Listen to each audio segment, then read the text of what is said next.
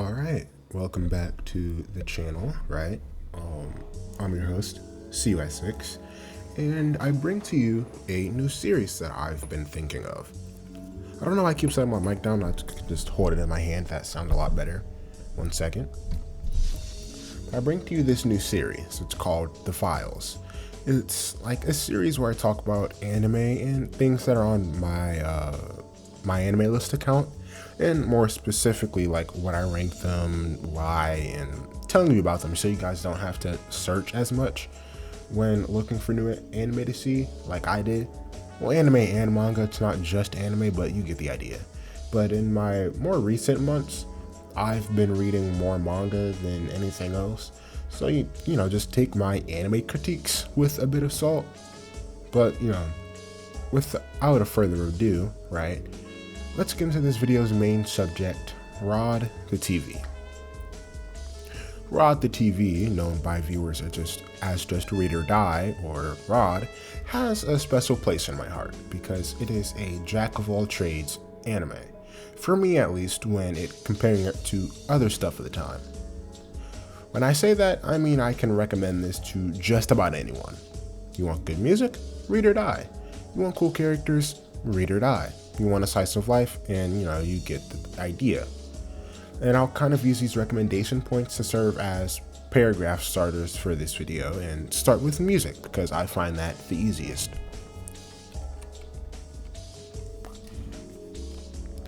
Now, this amazing soundtrack that accompanies both the OVA and the TV series of Read or Die was composed by critically acclaimed Taku Kawasaki. The songs blessing your ears throughout this entire video are also composed by him. Now, anyone interested in anime soundtracks most likely knows his name. He was the mind behind the sounds of Soul Eater, Gurren Lagann, JoJo's Bizarre Adventure, Akame ga Kill, Bungo Stray Dogs, and Gachu Akata, just to name a few. The soundtrack for the TV is honestly amazing. It reminds me of what people like about the Persona 5 soundtrack, the jazz.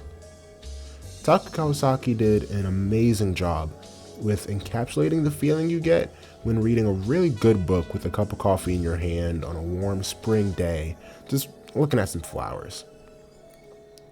Some songs that I definitely feel fit this vibe are this one, and this one.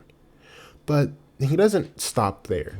His dramatic songs are amazing too, like these 4 on screen now. Even the intros and outros for the OVA and the TV edition really set the vibe and tell you that while this anime can be chill at times, it's also an action anime.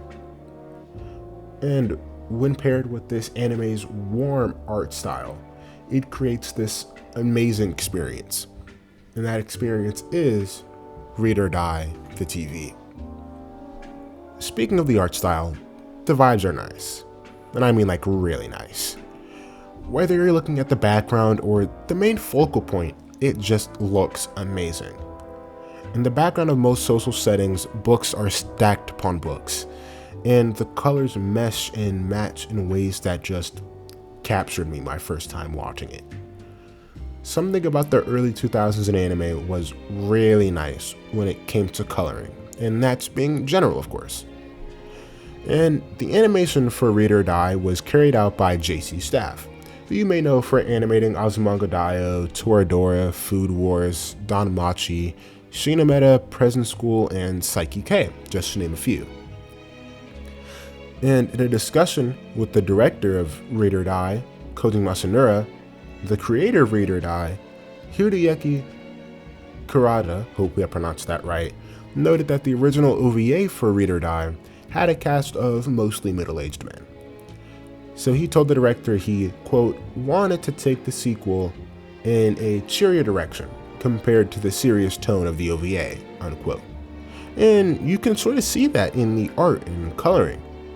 But Kurata also said in reference to the main character of the TV series, Nenene Sumerigawa, that 5 years had passed since the events of the OVA, and that, quote, the young, energetic, soulful dynamite girl turned to a not fully burning, stagnating woman, unquote, which I can also see in the coloring compared to the OVA. The dull background colors mixed with the vibrant and bright foreground colors, creating something I really like to look at and is something that can be turned into a wallpaper or an aesthetic post at almost every single frame. And I mean that whether you're in the rural country, the bustling book-based city of Jinbocho, or even in the National Diet Library of Japan, the foreground and background are so well colored and drawn, it calmly latches onto your brain in hopes of making you never forget what you saw while watching this anime. And going on a bit of an unplanned tangent here, I feel like this anime couldn't really be created today, and I know a lot of people say that, especially about older anime, which this one is, but I kind of truly mean that, at least for me. And when I say that, I mean, I feel like the colors have become too bright and powerful today for this calm vibe to really exist and create the feeling that R.O.D did when it was around. It needs that exaggerated swagger, you know what I mean, of early 2000s anime to really thrive and become what it did. Anime today is more focused on hyper-realism and detailed shots, putting love and soul and sweat into the fine details of background, which is completely fine, obviously, but I feel like what made this so special was the era that it came out in, when background characters and settings were backgrounds, not overly detailed drawings you put in the background, just background stuff to fill the screen. When I talk about how different the colors can be, all it really takes is 2 Google searches to notice that the early 2000s had this vibe to it that felt sort of warm and fuzzy when it felt to the coloring. Unlike how with today, the colors can feel bright, yes, but very systematic and corporate, very sharp, if that makes any sense. A good comparison is the original Spice and Wolf anime from 2008 to the remake that was created in 2024, which a lot of you may be more familiar with. With both of them having a very vibrant orange almost always on screen, the 2004 version feels more compassionate in my opinion. It feels more calming. Obviously that all comes down to personal preference and personal opinion, but I feel like taking it even a step further, I feel like a lot of early 2000s anime couldn't be created today, but even if they were, like with Spice and Wolf, it couldn't be to the same vibe that they were originally made in. Just something about it. It just calms you when you see that kind of era, when you see that era of anime, and think of the coloring that was with it. But, you know, I gotta make this short video. So, as promised in the beginning of the video, I'll talk about what I ranked the anime, why I ranked it that, and, you know, a short synopsis of R.O.D Die, since I kind of realized I never did that in the beginning. So, to talk about why I ranked it and what I gave it, I have to give you a synopsis first. The main character of this series is Nenene Sumiragawa, a famous writer at the age of 23, who started writing and publishing books at 13. But she took a really long hiatus around the age of 17, and now the world is kind of wondering what's going on. However, later on in life she gets invited to a book signing, but there's news that there was a bomb in the room where she was doing the book signing. Skipping over some details, the bomb gets defused by these 3 girls named the Paper Sisters. After the whole fiasco with the book signing, these Paper Sisters are assigned to protect Nenene as they go on adventures in Japan.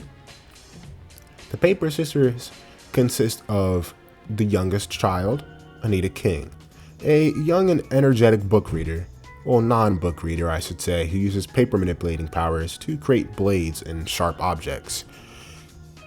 This is confusing, stay with me. The middle child, Maggie Mui, who is extremely tall and a quiet book lover, uses her paper manipulating powers to create animals that surprisingly are very effective. And the oldest sister, Michelle Chung, who is very bubbly and uses her abilities to create ranged weapons like bows. To explain a little bit, there are these three sisters, and like I just said, they have abilities that allow them to manipulate paper. It's really kind of simple to understand. I'm just making it more confusing and I don't know why. One thing that I really like about this anime, other than the stuff that I've already said before, is how the Paper Sisters' abilities match their personalities. Anita is a very explosive person and very brutish. Tomboyish is, for lack of a better word. And you can kind of see that in her abilities.